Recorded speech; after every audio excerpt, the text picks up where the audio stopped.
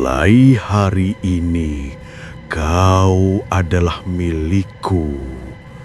Bisik sang siluman ular lirih hampir tak terdengar. Irul resmi menjadi suami siluman ular. Siluman ular menindih Irul, gerakannya anggun. Gaunnya melorot perlahan, memperlihatkan tubuh sempurna yang membuat Irul terdiam. Semua ketakutan yang tadi ia rasakan lenyap, tergantikan oleh hasrat yang begitu kuat. Malam pertama itu menjadi pengalaman yang tidak pernah ia bayangkan. Setiap sentuhan sang siluman membuat tubuhnya bergetar. Setiap ciuman meninggalkan sensasi yang menggairahkan sekaligus kenikmatan yang ia rasakan jauh melampaui apapun yang pernah ia alami bersama mantan istrinya.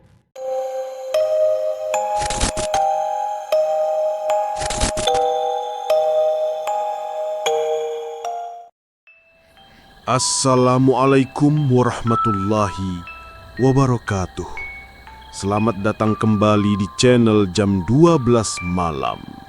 Sebelum lanjut ke ceritanya, silahkan pencet tombol like, subscribe, dan nyalakan lonceng notifikasinya terlebih dahulu agar tidak ketinggalan video selanjutnya.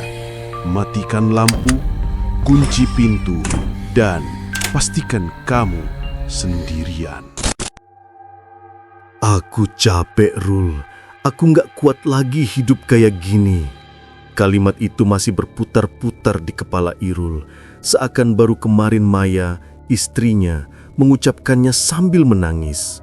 Padahal kenyataannya sudah lebih dari 3 bulan sejak mereka resmi bercerai. Pernikahan mereka bahkan tidak sampai setahun, kandas begitu saja. Irul duduk termenung di dalam kontrakan sempit, menatap dinding yang catnya mulai terkelupas. Rokok di tangannya sudah hampir habis, tapi ia belum sanggup membuangnya. Dadanya sesak setiap kali mengingat masa-masa itu. Hidupnya benar-benar berantakan sejak Maya pergi. Pekerjaan di bengkel yang dulu ia tekuni, satu persatu pelanggan pergi. Badannya sering sakit, perut terasa mual, kepala berdenyut, dan tenaga seakan habis tanpa sebab. Hampir setiap minggu ia bolak-balik ke dokter, tapi hasil pemeriksaan selalu normal. Obat-obatan hanya membuatnya lemas. Tabungan yang susah payah ia kumpulkan habis untuk berobat, tanpa hasil apapun. Dasar orang gagal, gumamnya lirih menunduk. Malam itu udara terasa pengap. Kipas angin tua di sudut kamar hanya berdecit. Anginnya hampir tak terasa. Irul menarik napas panjang, lalu menutup wajah dengan kedua tangan. Sejak ditinggal Maya, ia merasa hidupnya tak lagi punya arah. Beberapa kali ia sempat mencoba bangkit, kembali bekerja di bengkel kecil peninggalan ayahnya. Tapi setiap kali tubuhnya terasa kuat, selalu saja muncul rasa sakit mendadak. Kadang perut melilit, kadang pusing seperti mau pingsan, hingga akhirnya ia benar-benar menyerah. Bengkel itu kini terbengkalai, pintunya digembok, debu menutupi peralatan. Kontrakan tempat ia tinggal pun semakin suram, lantai kusam, dapur bau apek, dan lemari pakaian penuh baju kusut yang tak lagi ia pedulikan. Malam-malam sering ia habiskan dengan duduk di teras, menatap jalan sepi, hanya ditemani suara jangkrik. Tetangganya mulai berbisik-bisik. Anak-anak kecil suka menunjuknya dari jauh, menyebutnya Om Aneh. Ibu-ibu kompleks sering bergunjing saat lewat depan kontrakan, mengatakan Irul kena guna-guna atau diganggu makhluk gaib. Semua komentar itu membuat Irul semakin menutup diri. Udahlah, mungkin memang takdirku hancur begini, gumamnya suatu malam. Namun di titik terendah itu, sesuatu mulai mengganggunya. Awalnya hanya suara samar, seperti orang berbisik di telinga. Kadang terdengar jelas, kadang hanya sekilas lalu hilang. Irul, kamu gak usah menderita begini. Ada jalan keluar. Irul sering terlonjak kaget, menoleh ke kiri dan ke kanan, tapi tidak ada siapa-siapa. Pernah sekali ia sampai keluar kamar tengah malam, menyalakan lampu teras, memastikan tidak ada orang yang sengaja mengintai. Tapi tetap saja suara itu hanya muncul di dalam kepalanya. Ia mencoba mengabaikannya. Namun, semakin hari bisikan itu makin sering terdengar, terutama saat malam larut ketika ia sendirian di kamar. Suaranya pelan, halus, seolah menenangkan. Kamu bisa sehat lagi. Kamu bisa kaya raya. Kamu cuma perlu percaya. Irul mulai merasa kepalanya tidak beres. Ia takut pikirannya kacau karena stres berkepanjangan. Tapi ada bagian dari dirinya yang mulai tergoda. Bagaimana kalau bisikan itu benar? Bagaimana kalau memang ada jalan keluar yang bisa menyelamatkan hidupnya? Suatu malam, setelah seharian tubuhnya terasa lemas, ia berbaring tanpa daya di kasur tipis. Keringat dingin membasahi dahinya. Lampu kamar sengaja ia matikan, hanya ada cahaya redup dari luar jendela. Saat itulah bisikan itu terdengar lagi, lebih jelas dari sebelumnya. Irul, kamu tidak harus hidup miskin dan sakit. Kami bisa menolongmu. Kamu hanya perlu menerima tawaran kami. Irul membuka mata, menatap langit-langit kamar. Jantungnya berdegup kencang. Kali ini, ia tidak sekedar mendengar, tapi merasakan kehadiran yang entah dari mana datangnya. Udara kamar mendadak dingin, bulu kuduknya meremang. Siapa kalian? Suara Irul bergetar.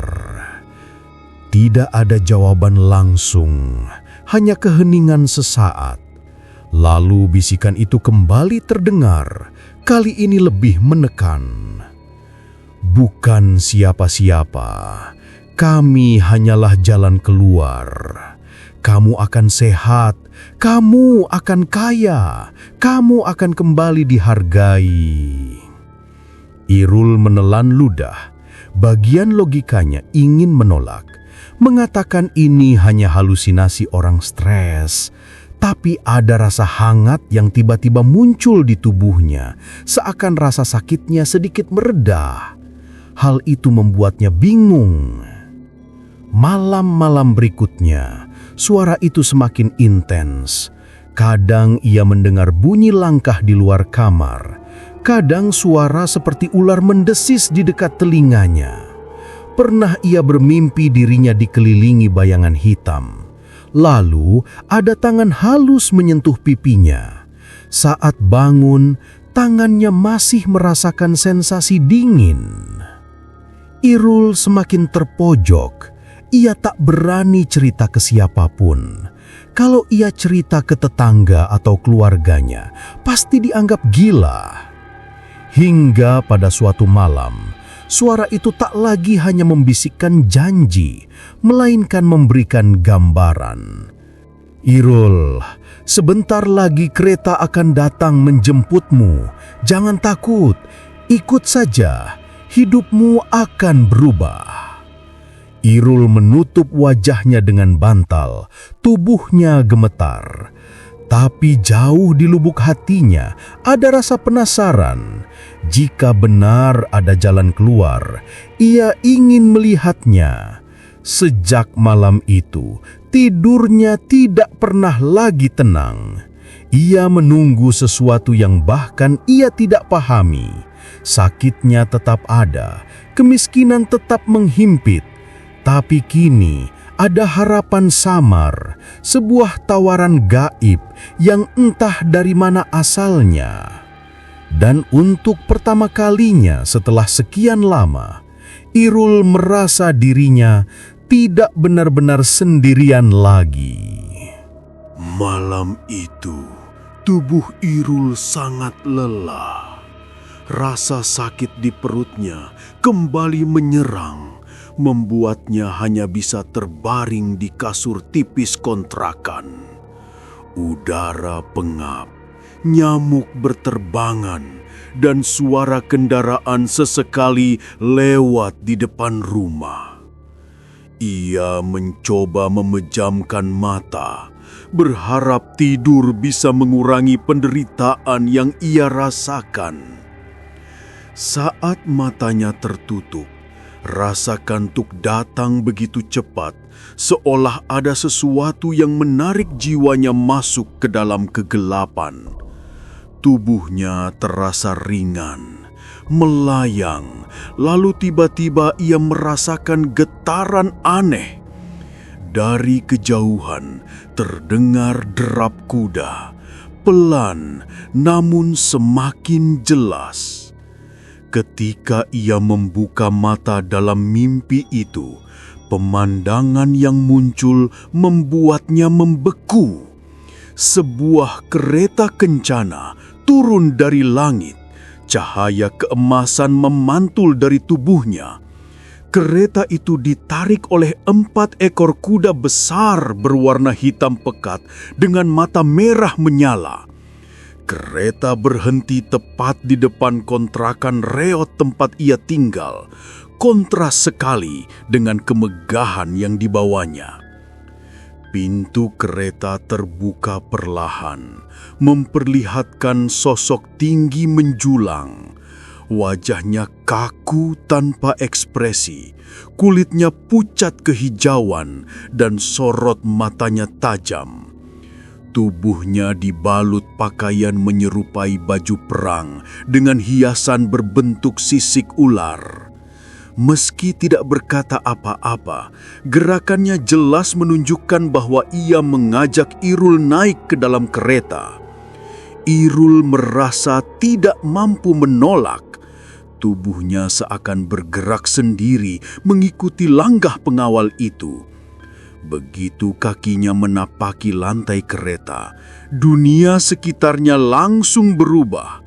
Kontrakan sempit yang biasa ia lihat kini lenyap, berganti dengan kegelapan luas yang hanya diterangi cahaya samar dari obor di dinding kereta. Kereta itu melaju kencang, namun anehnya ia tidak merasakan guncangan sedikit pun. Dari celah jendela, ia melihat pemandangan menakjubkan sekaligus menakutkan. Awalnya hanya hutan gelap, lalu perlahan berganti lautan luas. Kuda-kuda itu berlari menembus ombak tanpa kesulitan, seolah air bukanlah penghalang. Semakin dalam mereka masuk, cahaya matahari hilang, diganti cahaya hijau kebiruan dari dasar laut. Saat kereta akhirnya berhenti, Irul melihat sebuah bangunan megah menjulang di tengah kegelapan lautan. Istana itu berdiri kokoh, dindingnya berlapis emas yang berkilauan meski tanpa sinar matahari. Pilar-pilar tinggi dihiasi ukiran berbentuk ular melilit. Lantainya tampak seperti zamrud yang memantulkan cahaya, membuat seluruh ruangan tampak hidup dengan kilau aneh. Di dalam istana, suasana begitu ramai. Makhluk-makhluk aneh berkeliaran, beberapa berwujud manusia dengan wajah pucat, beberapa lagi menyerupai ular dengan tubuh menjulur panjang. Mereka semua menunduk hormat ketika Irul masuk, seakan ia sudah dinantikan sejak lama. Di ujung aula, duduk seorang wanita di singgasana besar. Ia tampak seperti manusia biasa, wajahnya cantik jelita dengan kulit kuning langsat yang halus, rambutnya hitam panjang menjuntai hingga pinggang, matanya berkilau tajam, namun ada hawa dingin yang menusuk. Gaun hijau keemasan yang ia kenakan menambah kesan anggun, membuat semua makhluk di sekitarnya tampak tidak berani menatap terlalu lama. Tubuh Irul gemetar. Wanita itu adalah putri dari kerajaan ular. Ia memandang Irul dengan tatapan penuh arti, seolah mengetahui semua penderitaan yang selama ini ia alami. Tatapannya menusuk, namun juga menenangkan. Perasaan aneh muncul dalam diri Irul. Di satu sisi ia merasa takut karena semua yang dilihatnya jelas bukan dari dunia manusia.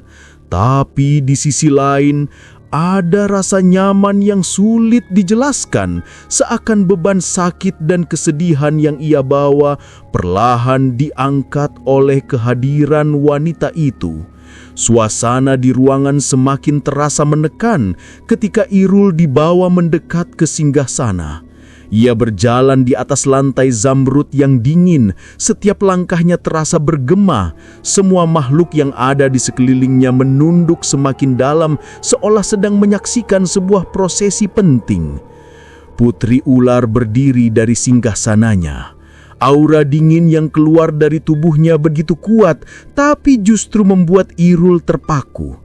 Ia tidak bisa mengalihkan pandangan, seolah sudah terikat oleh sesuatu yang lebih kuat dari sekedar pesona wajah cantik. Dalam diam, Irul merasakan sesuatu masuk ke dalam pikirannya. Sebuah tawaran yang begitu jelas meski tidak terucap dengan kata-kata. Tawaran itu menjanjikan kesembuhan dari semua penyakitnya, kekayaan yang melimpah, dan kehidupan baru yang jauh lebih baik dari sebelumnya. Namun, syaratnya hanya satu: ia harus menikah dengan putri ular. Perasaan ragu sempat muncul. Menikah dengan sosok gaib, apalagi siluman ular, jelas di luar nalar. Tapi rasa ragu itu perlahan terkikis oleh bisikan halus yang menuntun pikirannya. Bisikan yang sama dengan yang sering ia dengar saat sendirian di kamar kontrakan. Suara itu kini semakin jelas menyatu dengan aura sang putri. Dalam hatinya, Irul tahu ia sedang menghadapi keputusan besar. Hidupnya selama ini penuh penderitaan, tubuhnya sakit-sakitan, dan masa depannya hancur setelah perceraian. Tawaran ini terasa seperti jalan keluar yang sudah lama ia tunggu. Ketika ia akhirnya menerima tawaran itu dalam hatinya, suasana di istana berubah. Makhluk-makhluk yang ada di sekitar bertepuk tangan dengan cara aneh, mengeluarkan suara mendesis seperti ular. Lantai berkilau semakin terang, seakan menyambut sebuah perjanjian baru. Putri ular kembali duduk di singgasana, namun tatapannya kali ini lebih lembut, seolah ia telah mendapatkan apa yang ia inginkan. Irul hanya berdiri terpaku, merasakan hawa dingin semakin melingkupi tubuhnya. Namun bersamaan dengan itu, rasa sakit yang selama ini menghantui tubuhnya menghilang. Mimpi itu begitu nyata. Setiap detail istana, setiap gerakan makhluk, bahkan dinginnya udara di dasar laut terasa seperti nyata. Ia tidak tahu bagaimana semua ini bisa terjadi, tapi satu hal yang ia pahami, hidupnya akan berubah setelah malam ini. Hari itu menjadi hari yang paling aneh sekaligus mengerikan dalam hidup Irul. Setelah menerima tawaran putri ular, ia langsung digiring ke sebuah aula yang lebih besar. Dinding-dindingnya berlapis emas. Pilar-pilarnya menjulang tinggi dengan ukiran ular melilit dari bawah hingga ke langit-langit. Cahaya hijau kebiruan berpendar dari batu zamrud yang tertanam di lantai, membuat suasana megah sekaligus menyeramkan. Makhluk-makhluk aneh sudah berkumpul di sana. Ada yang berwujud manusia dengan mata melotot tanpa kelopak, ada yang tubuhnya menyerupai buaya namun mengenakan pakaian seperti bangsawan, dan ada pula yang setengah manusia, setengah ular dengan lidah bercabang menjulur keluar. Mereka semua berjejer rapi, seolah sedang menghadiri sebuah pesta kerajaan. Ketika Irul dibawa masuk, seluruh mata itu menoleh padanya. Pandangan mereka dingin, tajam, dan penuh rasa ingin tahu. Namun begitu putri ular berjalan di sampingnya, semua menunduk, memberi hormat. Aura sang putri begitu kuat hingga membuat seluruh ruangan terdiam. Irul merasa langkahnya kaku, Jantungnya berdegup keras. Ia sadar dirinya hanyalah manusia biasa yang tiba-tiba dimasukkan ke dalam dunia asing. Namun di sisi lain, tubuhnya terasa ringan, seolah dorongan halus membuatnya terus maju.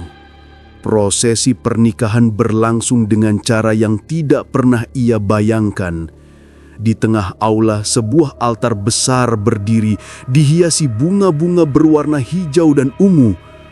Ular-ular kecil merayap di antara bunga itu, tapi tak seorang pun tampak terganggu.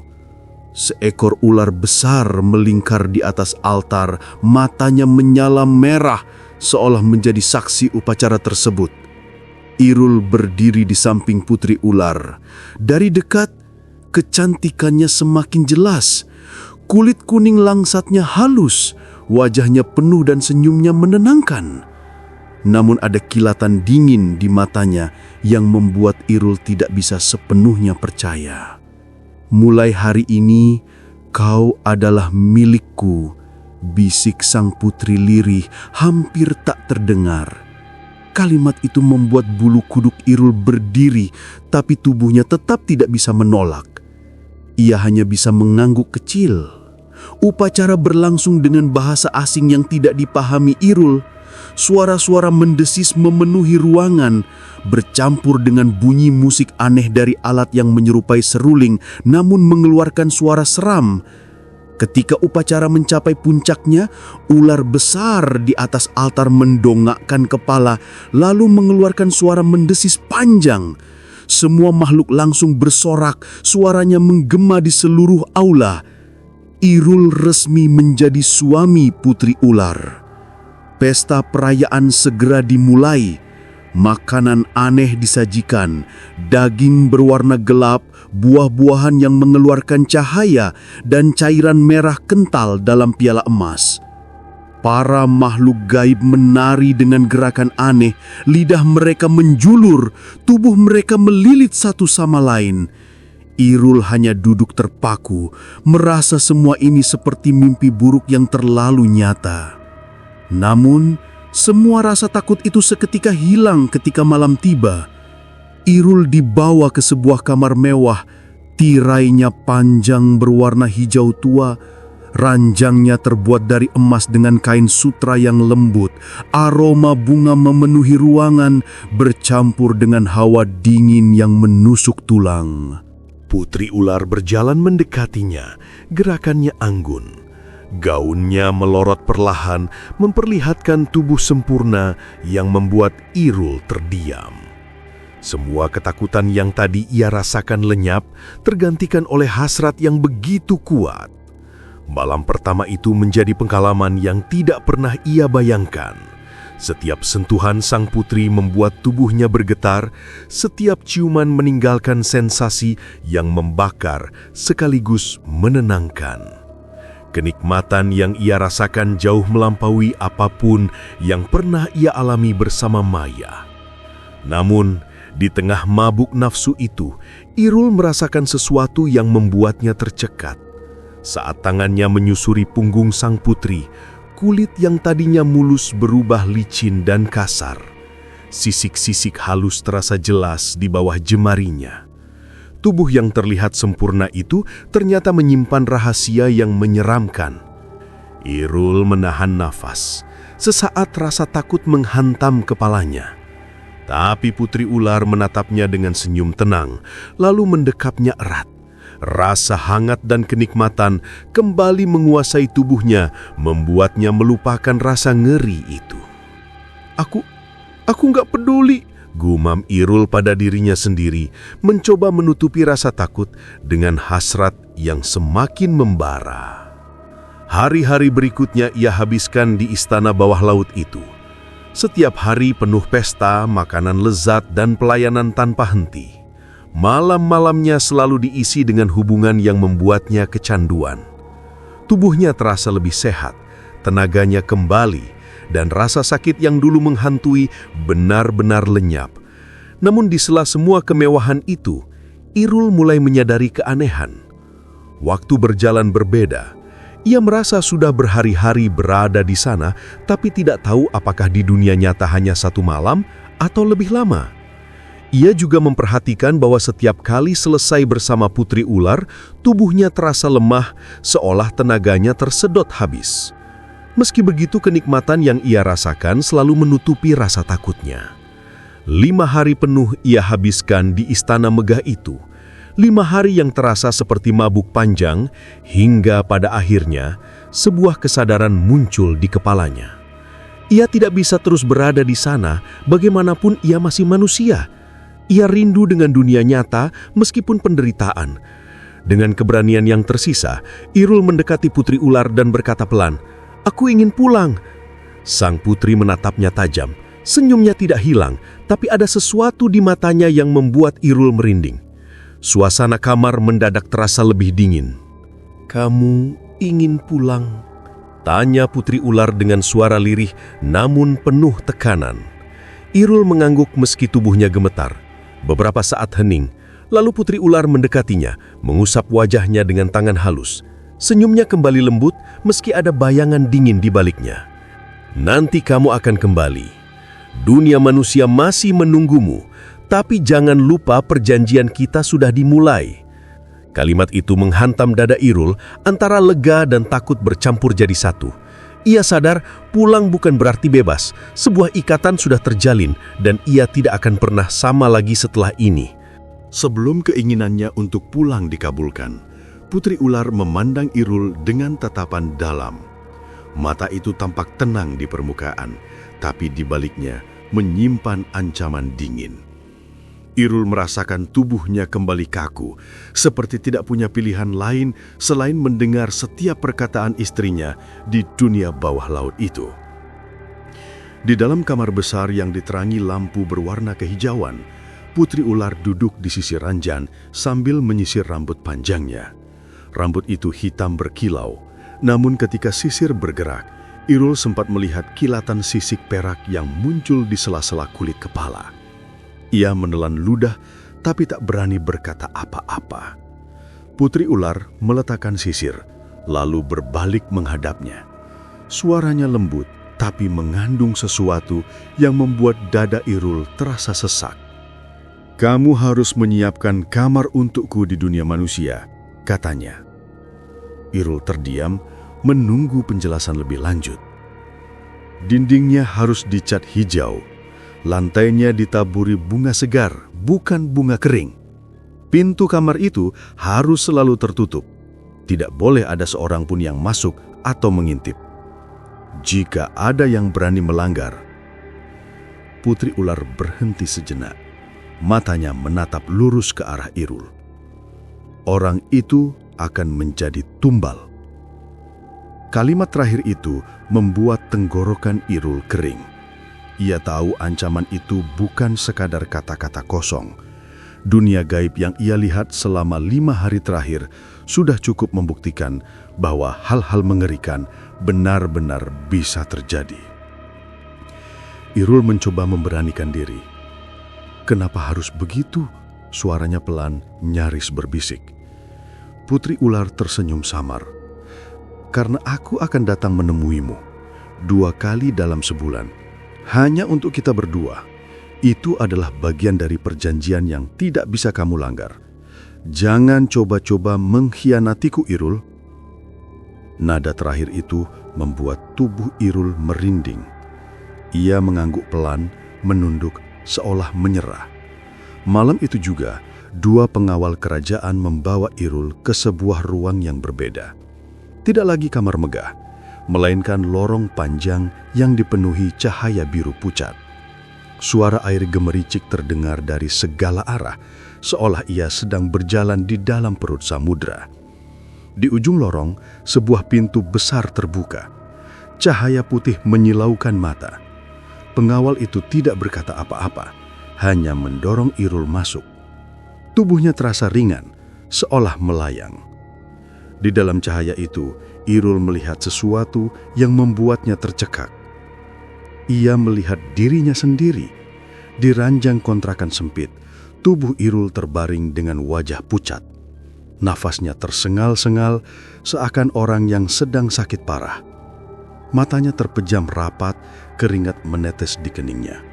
Pemandangan itu begitu nyata, membuat Irul tidak tahu apakah ia sedang bermimpi atau benar-benar terbelah dua.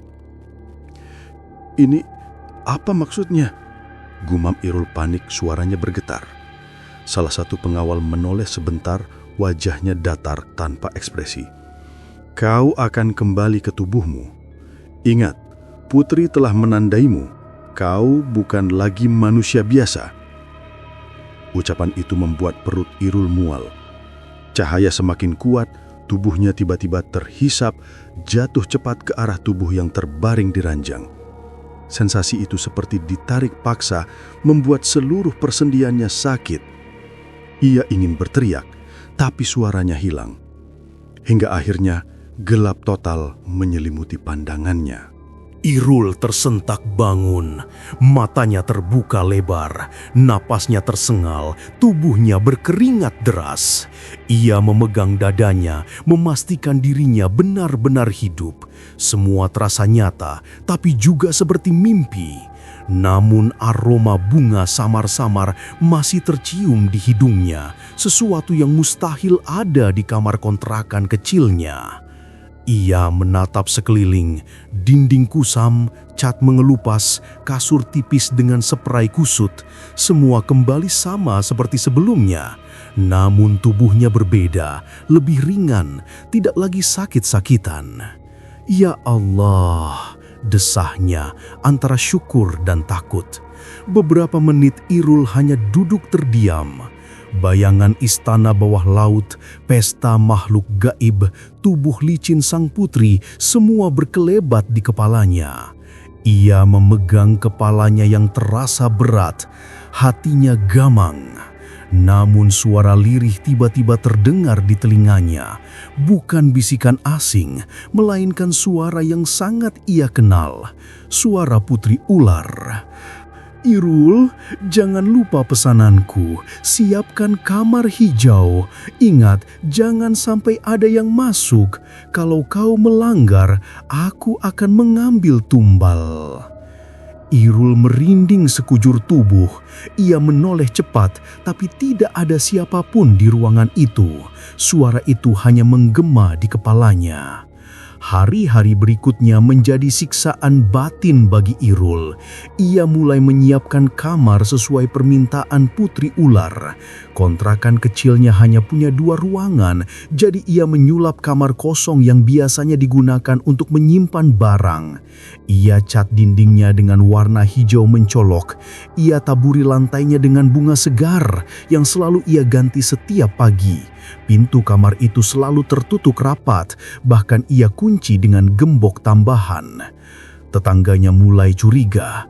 Mereka melihat Irul mondar-mandir dengan wajah pucat, sering membawa bunga dari pasar. Beberapa bahkan bertanya-tanya, tapi Irul hanya tersenyum tipis, tidak memberi penjelasan. Dalam hatinya, ia menanggung ketakutan yang tidak bisa ia bagikan pada siapapun. Setiap kali malam tiba, ia teringat peringatan putri ular.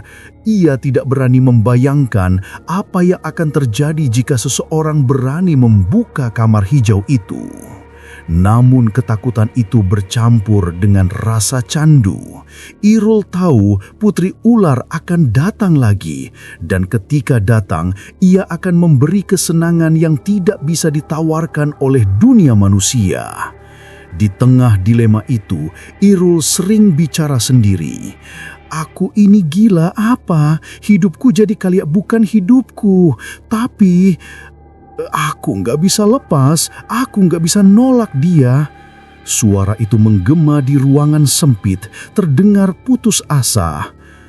Dan setiap kali ia memejamkan mata, ia selalu merasakan tatapan dingin sang putri yang seakan mengawasinya, meski kamar hijau itu terkunci rapat.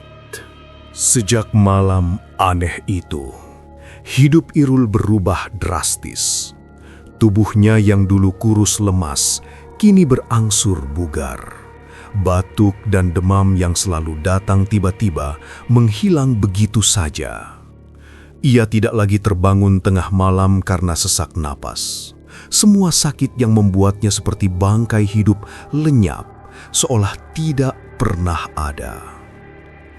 Bersamaan dengan kesembuhan itu, hal-hal aneh mulai mengikuti langkahnya. Usaha kecil yang semula hanya iseng dijalankan, tiba-tiba membawa keuntungan.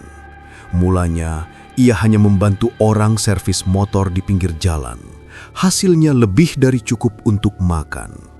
Lalu, tawaran lain datang tanpa ia cari. Ada orang yang menitipkan modal, ada pula yang mendadak percaya untuk menjadikannya rekan usaha. Irul yang semula berjuang sekadar untuk bertahan hidup, kini mulai menggenggam uang dalam jumlah besar. Dalam hitungan bulan, tabungannya cukup untuk membeli rumah baru. Sebuah rumah besar dengan cat putih, pagar tinggi dan halaman luas, sesuatu yang tidak pernah ia bayangkan sebelumnya. Tetangga-tetangga lamanya kerap membicarakan perubahan itu. Saat ia kembali sesekali ke kontrakan lama untuk mengambil barang, bisik-bisik terdengar jelas. "Gila, itu Irul kan? Baru kemarin sakit-sakitan, sekarang bawa mobil.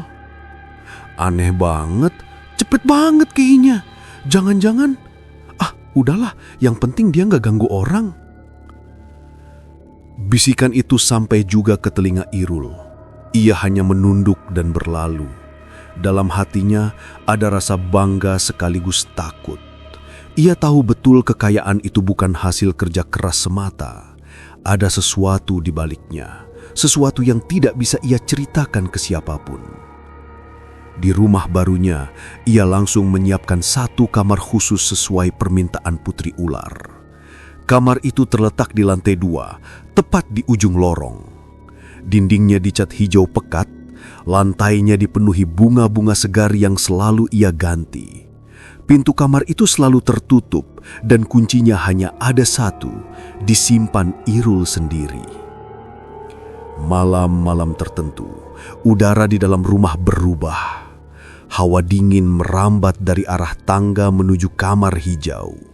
Saat itulah Irul tahu Putri Ular akan datang. Aroma bunga memenuhi udara, bercampur dengan bau laut yang amis. Dari celah pintu, cahaya redup kehijauan selalu tembus keluar. Setiap kali masuk ke kamar itu, dunia seakan berubah. Waktu berjalan berbeda. Kenikmatan yang ia rasakan bersama sang putri selalu membuatnya kehilangan kendali. Tubuhnya dimanjakan, pikirannya dilumpuhkan. Tidak ada lagi rasa sakit, hanya candu. Namun, di balik semua itu, ada hal-hal kecil yang membuat Irul gelisah. Suatu pagi, ia bangun dengan tubuh letih. Di spray hijau yang mereka gunakan malam sebelumnya, ada serpihan kecil seperti sisik ikan. Permukaannya keras, mengkilap kehijauan dan berbau asin. Ia memungutnya dengan jari gemetar, lalu buru-buru membuangnya keluar jendela. Kalau sampai ada orang lain yang lihat, pikirnya sambil menutup wajah. Di kesempatan lain, ia mencium bau amis menyengat di dalam kamar, meski bunga yang ia tabur selalu baru. Kadangkala ia juga mendengar suara desis samar dari dinding, seolah ada ular besar yang menggesekkan tubuhnya di sana. Malam ketiga, kedatangan Putri. Irul mencoba memberanikan diri bicara. Aku takut ada orang yang tahu. Sisikmu, bau amis itu. Suaranya bergetar. Putri Ular hanya tersenyum, lalu mendekat. Tangannya yang dingin menyentuh pipi Irul. Kamu hanya perlu diam dan menikmati. Jangan pikirkan apapun. Dunia manusia tidak bisa menyentuh kita. Tapi kalau ada yang curiga, diam, matanya berkilat tajam. Kalau ada yang melanggar, aku sudah bilang, mereka akan jadi tumbal. Jadi jangan pernah biarkan siapapun mendekati kamar ini. Irul terdiam, ketakutannya bertarung dengan hasratnya. Pada akhirnya, tubuhnya menyerah lebih dulu. Seperti biasa, ia kembali larut dalam hubungan yang membuatnya lupa pada semua rasa was-was. Hari-hari berlalu, Kekayaan Irul semakin bertambah. Bisnis berkembang, koneksi datang dari mana-mana. Ia bisa membeli mobil baru, mengadakan pesta kecil untuk rekan-rekan bisnis, bahkan menyuap orang agar tidak ada yang mempertanyakan dari mana datangnya uang. Namun, meski bergelimang harta, ia tidak pernah benar-benar tenang. Setiap kali melewati kamar hijau itu, hatinya berdebar keras. Ada saat-saat ketika ia mendengar suara ketukan pelan dari dalam, padahal jadwal kedatangan putri belum tiba. Ada kalanya ia merasa diawasi dari balik pintu, tatapan dingin yang menembus kulitnya. Di tengah semua itu, ia bicara pada dirinya sendiri sambil menatap cermin kamar. Aku dapat semua ini karena dia. Kalau aku berhenti, apa aku bakal miskin lagi? Apa aku bakal mati sakit kayak dulu? Pertanyaan itu berulang kali menghantuinya. Tapi ia tahu jawabannya hanya satu. Ia tidak mungkin lepas. Putri ular sudah mengikat hidupnya, dan ia sendiri terlalu terlena dengan kemewahan dan kenikmatan yang didapatkan. Suatu pagi, Rahma, adik perempuannya, datang berkunjung. Ia menatap rumah besar itu dengan mata melebar. "Mas, ini rumahmu? Astaga, dari mana semua ini?" tanyanya heran. Irul hanya tersenyum kaku. "Rezeki Rahma, doa orang-orang baik. Sudahlah, jangan tanya macam-macam." Rahma mengangguk, tapi pandangannya berhenti lama di arah tangga menuju kamar hijau, seolah ada sesuatu yang menarik perhatiannya. Irul merasakan keringat dingin di punggungnya. Ia langsung menepuk bahu adiknya. "Jangan naik ke atas ya, ada kamar yang lagi direnovasi, bahaya kalau dimasukin." Nada suaranya terdengar terlalu cepat, terlalu gugup. Rahma sempat menatap curiga, tapi tidak berkata apa-apa. Begitu adiknya pulang, Irul duduk di kursi ruang tamu, wajahnya pucat. Ia tahu, cepat atau lambat, seseorang akan menyentuh rahasia kamar hijau itu. Dan saat itu terjadi, Putri Ular pasti menagih janji yang paling menakutkan. Tangannya gemetar. Dengan suara bergetar, Irul berusaha menjelaskan. "Rahma, dengerin Mas baik-baik. Kamar ini berbahaya. Mas gak bisa cerita semua. Tapi kamu harus percaya, kalau kamu sayang sama Mas, jangan pernah buka pintu itu. Jangan dekat-dekat." Rahma menatapnya bingung. "Berbahaya gimana? Mas sembunyikan apa di situ?" Irul menutup wajah dengan kedua telapak tangan. Air matanya hampir jatuh. "Kalau aku cerita, kamu gak akan percaya. Kamu cuma perlu nurut. Tolong, jangan dekati kamar hijau itu lagi." Hening, hanya suara detak jam dinding di bawah yang terdengar. Rahma akhirnya mengangguk perlahan, meski jelas wajahnya masih diliputi rasa curiga. Keesokan harinya, suasana di rumah itu terasa canggung. Rahma memilih tidak banyak bicara. Ia membantu sedikit membersihkan dapur, lalu pamit pulang. Sebelum meninggalkan rumah, ia sempat menatap pintu hijau itu sekali lagi. Pandangan penuh tanya, tapi tidak ada jawaban yang ia dapatkan. Setelah pintu depan tertutup, Irul terduduk di kursi ruang tamu. Ia memegangi kepalanya, wajahnya kusut. Dalam hati, ia bergumam lirih. Nyaris saja kalau Rahma sampai lihat, habis dia. Suara samar terdengar di telinganya. Bisikan lembut tapi menusuk, suara yang sangat ia kenal. "Irul, kamu pintar menjaga janji. Jangan biarkan siapapun tahu. Kalau ada yang mengintip, aku yang akan mengambilnya." Irul merinding, bulu kuduknya berdiri. Ia tahu Putri Ular mendengar semuanya semalam, dan ia tahu ancaman itu bukan main-main. Di luar rumah, gosip makin liar. Tetangga-tetangga sering berkumpul di warung kopi, membicarakan Irul. Gue bilang juga apa, itu Irul pasti ada pesugihan. Iya, coba lihat, dari tukang bengkel tiba-tiba punya rumah gede. Mana ada cerita orang kaya secepat itu. Katanya tiap malam suka ada suara aneh dari lantai 2 rumahnya. Bau bunga kecium sampai luar pagar.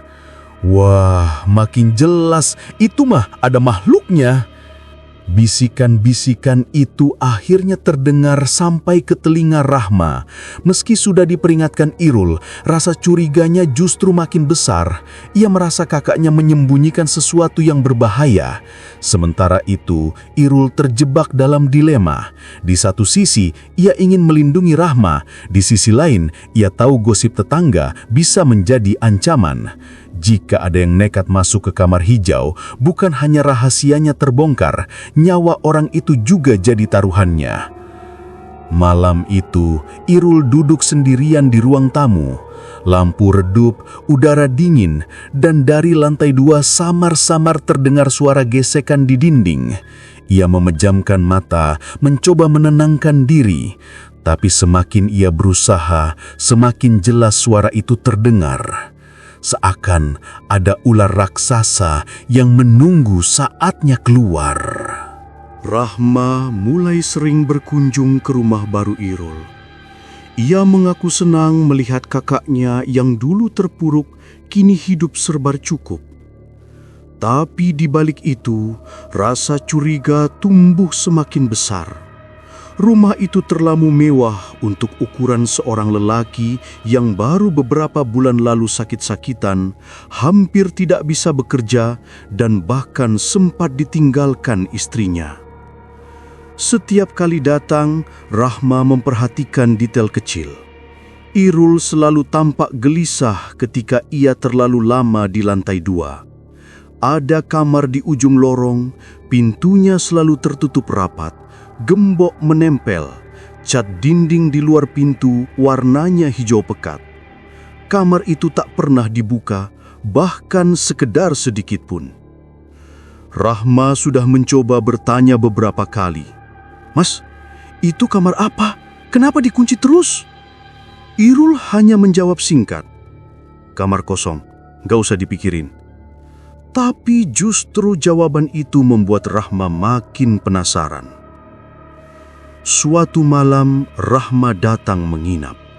Ia beralasan ingin menemani kakaknya yang tinggal sendiri. Irul tidak keberatan, hanya mengingatkan untuk tidak naik ke lantai 2 tanpa izin. Malam itu rumah terasa dingin. Jam hampir menunjukkan pukul 11. Rahma yang tidur di ruang tamu tak bisa memejamkan mata. Ia mendengar suara samar dari arah lantai 2. Suara seperti desisan panjang bercampur aroma bunga yang menusuk hidung.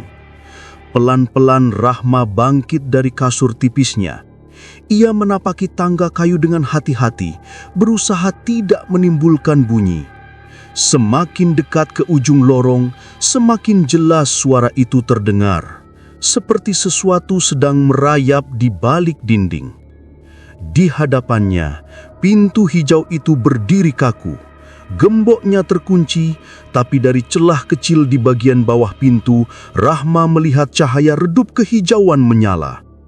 Jantungnya berdegup kencang, rasa penasaran mengalahkan rasa takut. Ia membungkuk, hendak menempelkan mata pada celah pintu.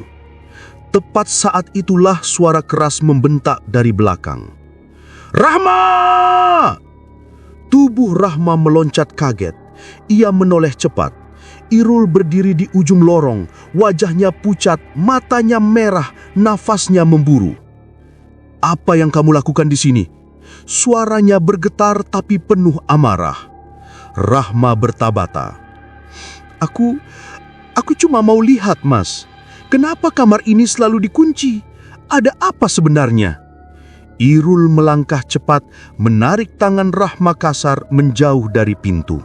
Wajahnya tegang, suaranya nyaris berbisik tapi penuh tekanan. "Jangan pernah coba-coba ngintip kamar itu. Sekali lagi kamu dekat-dekat, kamu sendiri yang menanggung akibatnya." Rahma terdiam. Ia belum pernah melihat kakaknya semarah ini. Matanya berkaca-kaca. "Mas, kenapa? Aku kan cuma khawatir sama kamu. Aku lihat Mas berubah banyak. Rumah tiba-tiba mewah, uang banyak. Orang-orang di luar ngomong aneh-aneh. Aku cuma mau tahu kebenarannya." Irul tertegun. Kata-kata adiknya seperti menusuk langsung ke hatinya. Ia tahu gosip itu sudah menyebar. Tapi yang lebih menakutkan baginya adalah janji Putri Ular. Siapapun yang berani mengintip kamar itu akan jadi tumbal. Kalau Rahma nekat, ia bisa kehilangan adik satu-satunya. Malam itu, rumah Irul terasa lebih hening daripada biasanya. Rahma sudah pulang sore tadi setelah Irul bersusah payah menenangkannya. Ia meyakinkan sang adik bahwa semua baik-baik saja, meski hatinya sendiri penuh dengan ketakutan. Sejak insiden hampir mengintip di kamar hijau, Irul benar-benar sadar bahwa rahasianya semakin rapuh. Satu langkah salah, maka tumbal akan diambil. Irul duduk sendirian di ruang tamu. Televisi menyala, tapi tak ia hiraukan. Matanya hanya tertuju pada tangga menuju lantai 2. Udara malam itu dingin menusuk, dan dari arah kamar hijau samar-samar tercium wangi bunga segar bercampur amis yang khas. Itu tanda yang selalu ia kenal, Putri Ular akan datang. Pelan-pelan Irul berdiri dan melangkah naik. Jantungnya berdegup keras, bukan lagi karena takut, melainkan campuran rasa rindu dan candu. Ia sudah terlalu terbiasa dengan malam-malam seperti ini. Begitu ia membuka gembok dan masuk ke kamar hijau, hawa dingin langsung menyergap tubuhnya.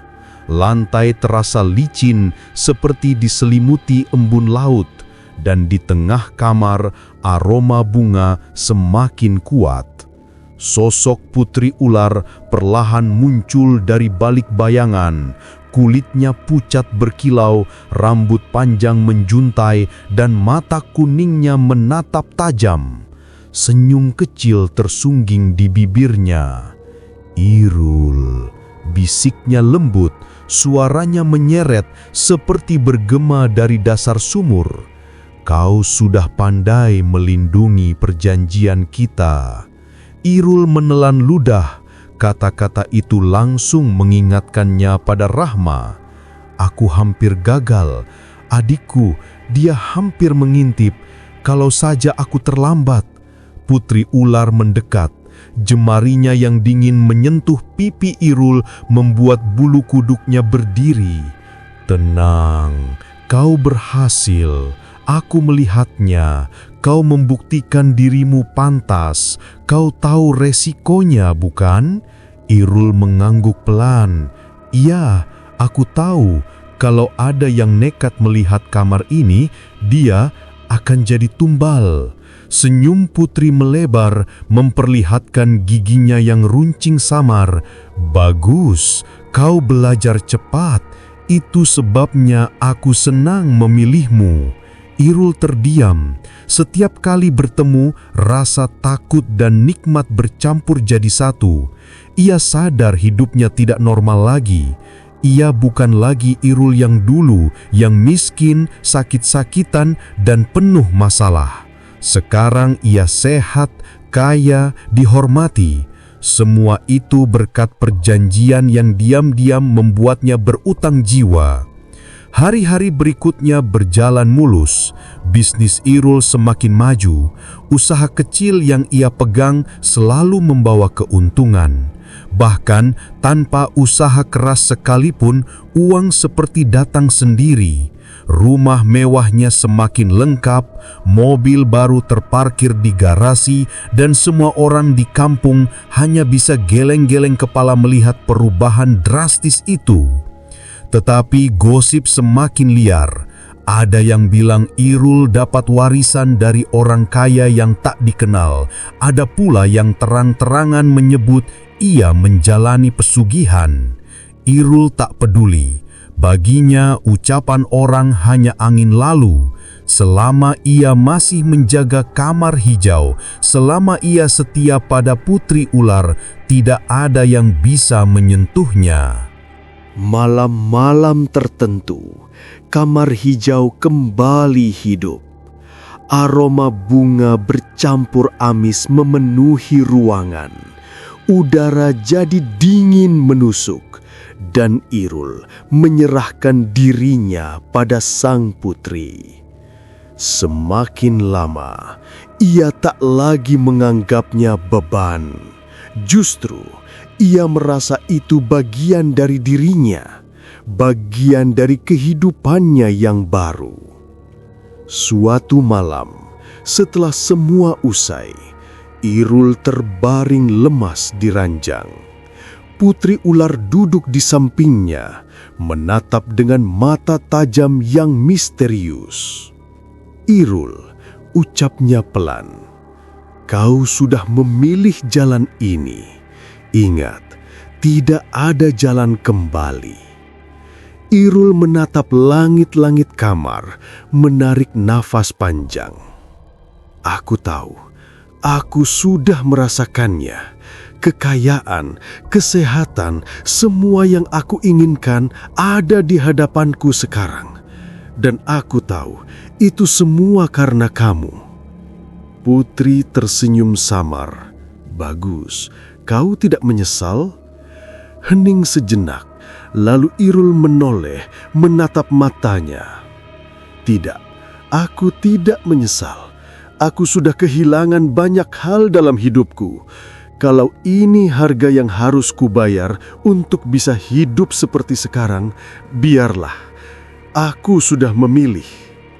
Putri ular mengusap rambutnya, senyum puas terpampang jelas. "Kau milikku sekarang, selamanya." Waktu berjalan, Rahma jarang datang lagi ke rumah Irul. Ia masih merasa ada yang janggal, tapi kakaknya selalu menolak bicara lebih jauh. Irul sengaja menjaga jarak demi melindunginya dari bahaya. Di luar, gosip tak pernah berhenti, namun Irul semakin kebal. Ia sudah terbiasa mendengar bisik-bisik orang tentang dirinya. Semua itu tak lagi penting. Baginya, yang terpenting hanyalah menjaga kamar hijau tetap tertutup, tetap suci, agar perjanjian tidak pernah rusak. Suatu sore, setelah menutup rapat pintu kamar hijau, Irul turun ke ruang tamu. Ia duduk di kursi empuknya, menyalakan rokok, menatap kosong ke arah dinding. Di wajahnya tergambar sesuatu yang aneh, bukan rasa takut, bukan pula penyesalan, melainkan semacam kepuasan yang dingin. Ia bergumam pelan, seolah berbicara pada dirinya sendiri. "Aku tidak lagi miskin, aku tidak lagi sakit, aku punya segalanya. Dan kalau harga yang harus kubayar adalah ini, biarlah, aku akan tetap setia." Angin malam menyusup lewat jendela, membawa aroma bunga samar. Dari atas, terdengar suara desisan panjang yang membuat bulu kuduk berdiri, tapi Irul tidak bergeming. Justru, bibirnya melengkung membentuk senyum tipis. Ia tahu putri ular sedang datang. Dengan tenang, ia memandang ke arah tangga, matanya berbinar penuh antisipasi. Tidak ada rasa gentar lagi, tidak ada keraguan. Hidupnya kini terikat selamanya dengan kekayaan, dengan kenikmatan, dengan siluman ular yang menjadi bagian dari dirinya. Dan Irul menerimanya dengan senang hati.